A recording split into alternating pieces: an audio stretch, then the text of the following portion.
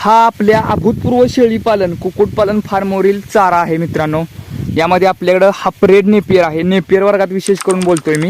समोर जो तुम्ही पाहताय हा आहे हाफ-रेड नेपियर, या बाजूला जो तुम्ही पाहताय हा आहे मका क्रॉस नेपियर, त्याचबरोबर इकडे आहे तो तुमचा BHN 10 बाजरा क्रॉस, पलीकडे स्मार्ट नेपियर आहे, त्याची लागवड केलेली आहे।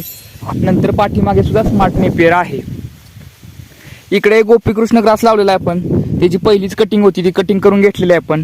तर व्हिडिओत दाखवण्यासारखी गोष्ट म्हणजे काय आहे, जे आपण चारा कट करतो तर आपल्याला चारा फक्त कट करायचं नाही, तर जी आपली स्वच्छता आहे ती स्वच्छता सुद्धा चाऱ्याची करायची आहे आपली। जसं की तुम्ही पाहताय मागून जे आपण कटिंग करत आणलेलं आहे, ही घासाची कटिंग ही बरोबर आपण खालून घासून जमिनी बरोबर केलेलं आहे आणि सगळी साफसफाई केलेली आहे, म्हणजे नंतर याला आपल्याला खत टाकाय व्यवस्थित पडतं आणि कापणीशिवाय नंतर याला काहीच करावं लागत नाही।